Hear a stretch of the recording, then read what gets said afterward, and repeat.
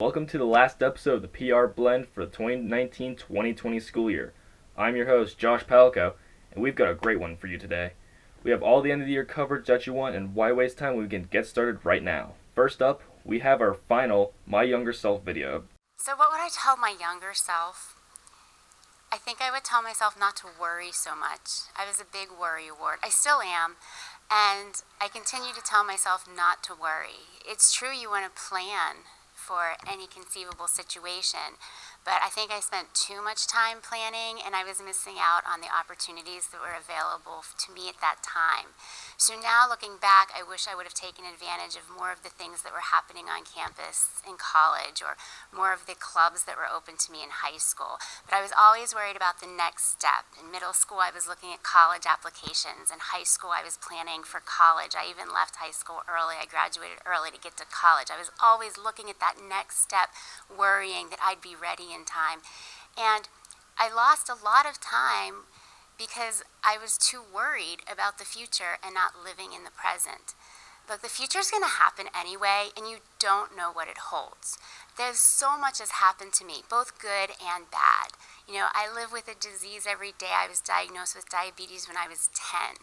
You know, I lost my best friend when I was 25, but I've had great things happen, opportunities to travel, new people who have come into my life, wonderful children I never thought I'd have. I have great kids at home, and then I have fantastic kids at my job. You know, when I started in some of my first jobs were in really rough neighborhoods, and I didn't spend as much time teaching, and now here I am teaching my favorite subject to my favorite age group in one of the best school districts in the world, and I'm just so happy. And I'm learning later in life to enjoy where I am right now, and so I encourage you to do the same. Your future's going to come anyway, so just don't worry about it and enjoy the opportunities you have now. I would tell my younger self to laugh. Every time you find humor in a situation, even a difficult one, you win. Laughter is always the best medicine. I would tell myself not to fear being who you are. Be kind even on your worst day. Don't judge others because you don't know what the other is going through. And thank all those adults in your life that have helped guide you. So what would I tell my younger self? The wisdom that I've gleaned in life. The first thing is that priorities and living your priorities are the most important. There's a lot of things that you think are really important right now, and in 5 or 10 years, they won't mean a thing. So it's those phone calls that you get or emergencies that happen that change your life forever in a second that are really important. So you have to try to live every day thinking about your blessings, focusing on the positive, and trying to rise above and endure the painful times, one step at a time. Another thing is that focus on yourself and not others. You can only really change yourself, but try to change others and try to be a good influence. But at the end of the day, you can only change yourself. So try to be mindful, think of what you're doing, and be present and enjoy what life has to offer every day. I would tell my younger self that life is not an Eminem song. You're going to get more than one shot or more than one opportunity to be successful, and the one in front of you isn't always the one you need to pursue. What I would tell my younger self is not to sweat the small stuff. It might seem like your friend drama or a failed test is really important, and maybe it is, but in the scheme of life, it's just something small. It's a small challenge that you need to overcome and realize that everything's going to be okay. If I were to give some advice to my younger self, I think I would tell myself that I can't control the circumstances always that happen in my life, but I can always control my reaction to it. And I say that because I grew up in a very unstable family. My mom was a hoarder and still is to this day, and my dad was always sick, so he was chronically ill. And so I always kind of wished that things were different. And my mom was kind of an angry woman. And so family was just super. I always wanted their approval. So I would try really, really hard to please them, and I always fell short of that. So what I decided along the way is that I really can't control every circumstance in my life, but I can only control my reaction to that. Second, I would tell my high school self that it's not so important to be the most popular person, but instead to find one or two people who you trust and who know your heart, and to get to know them well, and those friendships will last a lifetime. And then finally, I would recommend to my younger self, and still to my older self, to always have a mentor that is slightly older than you, to give you some advice about the stage of life that you're in and how they did it well. Next, we have a special documentary featuring Ian Winter. Oh, hello there. Welcome to my humble abode. I was just doing some light reading on my iPad over there. Now what is it you're telling me? There's an apocalypse coming? Oh, no matter. I'm sure that my house is safe and secure. I'm not so sure my house is actually safe and secure. But that's why I went around my house to find if I was safe and secure, and to what I find. We have all the necessities we need to stay surviving in the apocalypse, like a lot of food, plenty of water bottles that should last us at least a month or two. I have a window where I can look out into the overpassing world and see if anything is coming by, although I usually avoid that window so I don't have to look at my neighbors. We also do have a plethora of weapons, but I'm not allowed to show you since this is a school video. Now you're probably... Silly me. Now you're probably wondering, Ian, you need a place to hide, don't you? Well, don't worry, I got my large walk-in closet that I need if I need to hide from anything or anyone. Now for entertainment purposes, there's just so many things that I could do in this humble little boat. I could sit right here, read a nice little book, although I don't read too often anymore, so that's out of the question. Schoolwork will most likely not be a thing since it's the apocalypse, so I don't have to worry about that either. I can't leave the house for work or anything since it's the apocalypse, so I have to worry about that part either. So what else am I supposed to do to pass the time? Well, don't you worry about my entertainment factor, because I have a plethora of video games ranging from console to console so that I can entertain myself trying to beat them and then getting frustrated. But I shouldn't play them too loudly, so I can still listen through the window in case anything is coming near. And then you're probably saying, well, what if it all comes down to something gets in your house from the apocalypse and you have nowhere else to hide? You have nothing else to do. Your supplies are down. Your family's gone. You're by yourself. What are you gonna do? Oh, well, that's an easy answer. I'm just gonna sit in the corner of my dark closet holding a weapon and pray that nothing comes near me. And if something does come near me, I'll probably whack them like this. But hey, that's all in the theory that the apocalypse is happening. But it's not.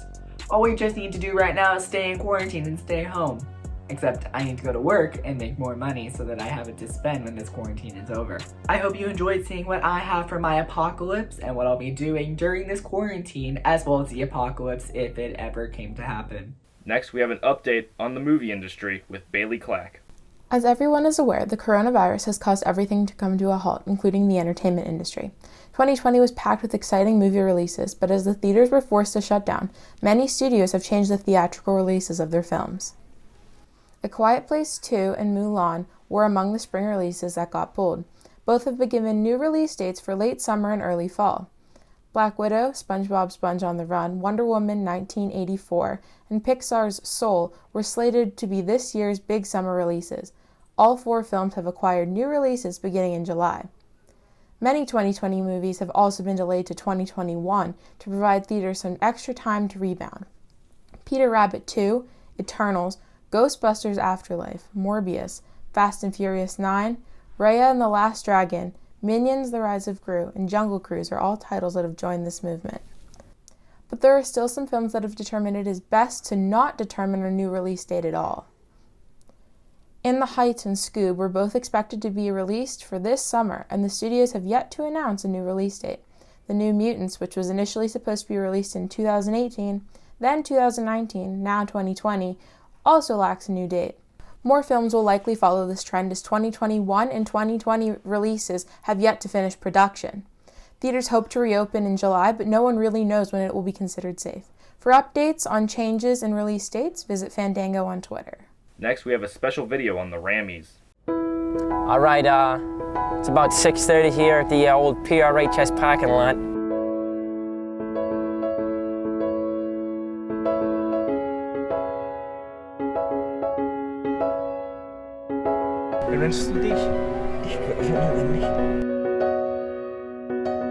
And way back in 2011, during the very first ever Ramy Awards, I won 2 Rammys for a film that I did for Mr. Kaler's suspense project called Seek.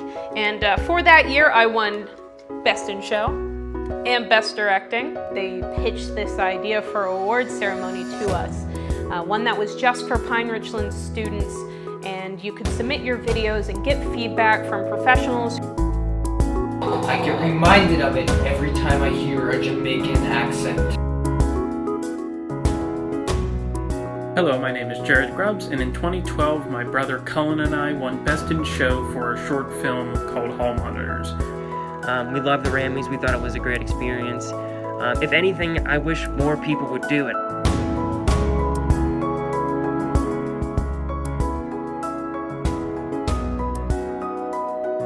This is my 8th year competing in the Rammys, and every year I think it's great that we're all able to get together and celebrate the filmmakers in Pine Richland.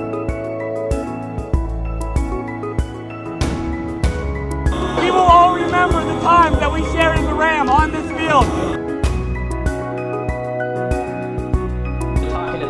Hey, where you going? Where you going? Where you...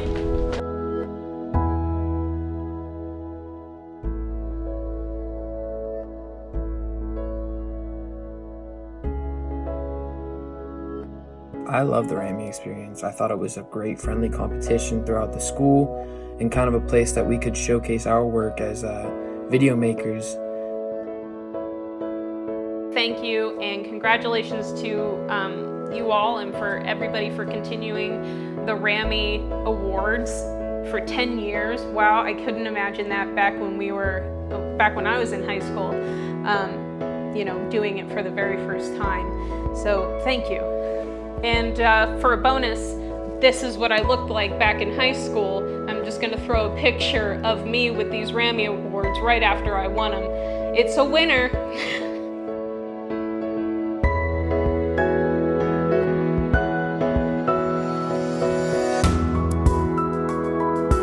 That's just something special right there. That's something you hold on to.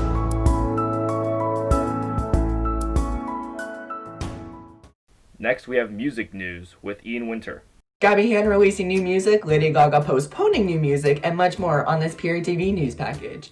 Hi, I'm Ian Winter, reporting at home during quarantine in my fanciest t-shirt, bringing you the latest of the music news. I say latest because who even knows what day or month or what time it is? Because I don't. Getting started with our first artist of the day, YouTuber, author, and singer-songwriter Gabby Hanna has announced that she will be releasing and has released music during this self-isolation. In March, she posted on Twitter, "Might just around and put out an EP since so much is up in the air and on hold right now." Earlier in the month, she said she would be releasing an EP, and without the isolation in place, there wouldn't be a need for it, so kind of a light in the glimmer of the dark here. A little less than a week before releasing the first song off of the EP, she released the cover art for the song Dandelion, which is the first song off of the new coming EP, Bad Karma. In a more recent YouTube video, she has also announced that she is releasing a book with the same title as the single, Dandelion, which is coming to stores in October of this year. Her EP Bad Karma is set to come out in May of this year as well. From releasing new music to postponing new music, Lady Gaga has postponed her album release of her 6th studio album, Chromatica. The album was set to be released on April 10th of this year, however she put up an Instagram post stating the postponement of the album. In one of the first of 3 photos she put on her Instagram post, the second paragraph stating, "I wanted to tell you that after a lot of deliberation, I made the incredibly tough decision to postpone the release of Chromatica. I will announce a new 2020 release date soon." At the end she says, "To my fans, I love you. I know you're disappointed, probably angry and sad, but I also know that as a fan base, as a family, we are strong, we are loving, and we are the kindest punks." So I ask you to practice that kindness in these trying times. Looking now on iTunes, the release date for Chromatica is set to be December 31st of this year. Along with that, on iTunes, there is a temporary cover art photo before the real cover art was leaked the day before she was going to release it. Now iTunes is updated with that cover art and the new release date. Although she postponed her album, she's doing everything she can to help with this pandemic. She helped participate in and get an artist for a Together at Home digital stream, which streamed just a few days ago. She had artists ranging from Lizzo, Little Mix, and Elton John to participate in the stream. Well, that's all the time we have for today. Thank you for tuning into the artists that I enjoy, and I hope you're staying safe and happy in this pandemic. This is Ian Winter reporting for PRTV News. Next, we have another documentary, this time featuring Bailey Clack. 2020, what a year it has been. Australia was on fire. Fear of the Third World War sparked. A virus turned into a global pandemic. National treasure Tom Hanks contracted said virus, and the release date of Black Widow was moved. All of these tragic events leave one to wonder, what bad thing will happen next? And one study suggests zombies. So that raises the question, are you ready for a zombie apocalypse? Hi, I'm Bailey Clack, and as COVID-19 spreads and prevents me from leaving my house, I cannot hire a camera crew or assign out proper equipment, so I will be conducting all of my research upon the zombie apocalypse with one lavalier microphone, an iPhone, and myself. So, with the rules of social distancing, let's see what we can come up with in my property limits. Our first subject I happen to know very well, my mother, Melissa Clack. Well, I have this original square pie iron. Oh, very nice, a moon pie maker. When you're not fighting off zombies, what kind of moon pies do you like to make with that? Pizza? Pretty nice, sounds good. All right, and any other weapon you think that we have that could, fight off some zombies? Well, we've been renovating the kitchen, so we could use the nail. Oh, we can't use that word here. This is a school-assigned documentary, so we're going to call it a very powerful nail launcher. Would you agree? Sure. All right, thank you. Another weapon possibility we have is my car, as it is completely expendable. Throw this into reverse, run over a couple zombies. We have a state-of-the-art alarm system too. An 8-year-old beagle, Macy. You'll tell us if there's a zombie outside, right? Fantastic. Now let's talk supplies. If it ends up that fruit-flavored seltzer water ends up being worth a lot of money, then consider me rich. And as far as food goes, we should be good for about a month. What was that?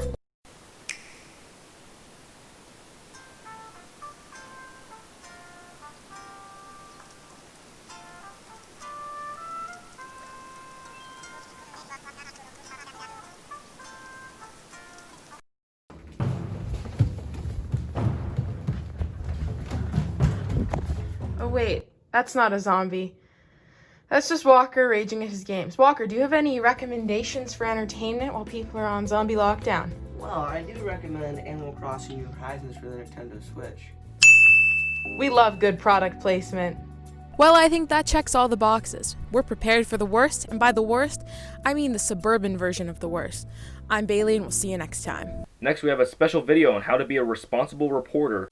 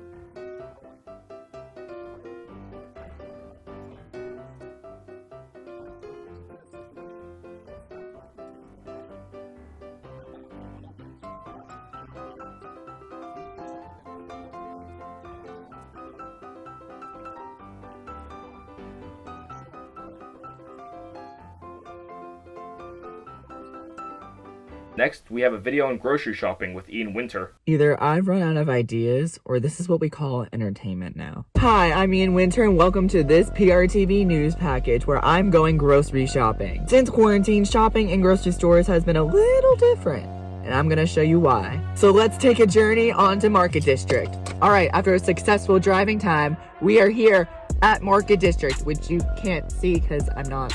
Anyway, so since quarantine, I've been the one to leave the house and go get the groceries. Now let me tell you, it's not an enjoyable time, for me at least. I get a list every time I go.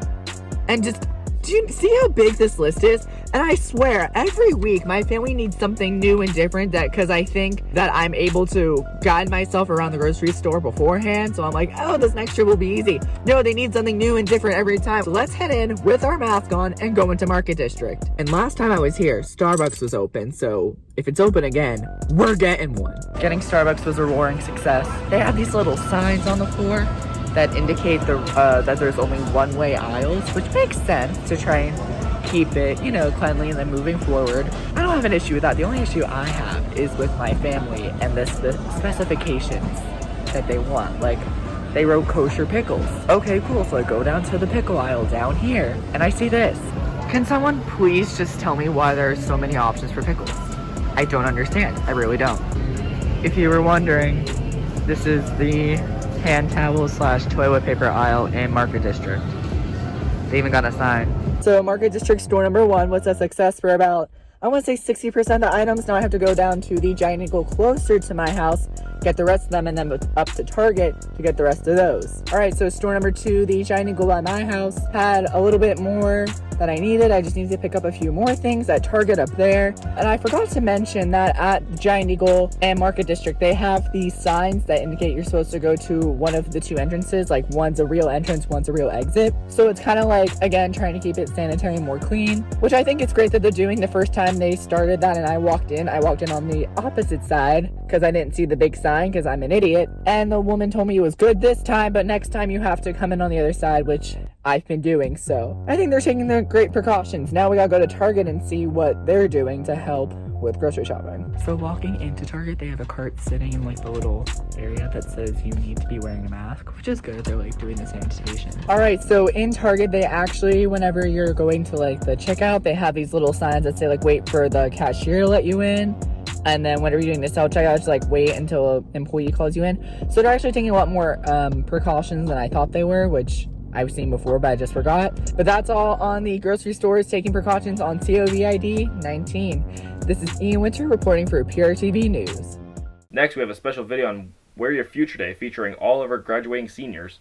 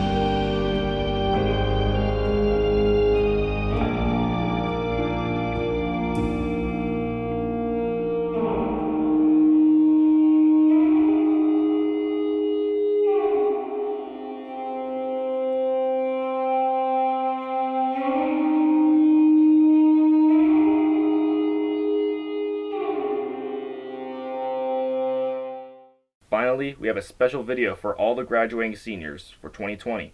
Enjoy.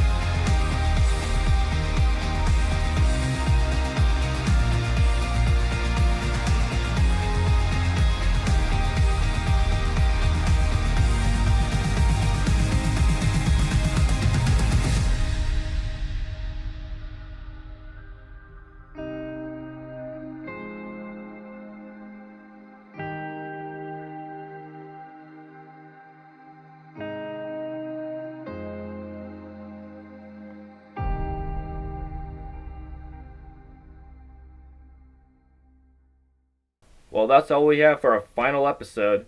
This may be my last time ever hosting The Blend. Have a great summer, PR.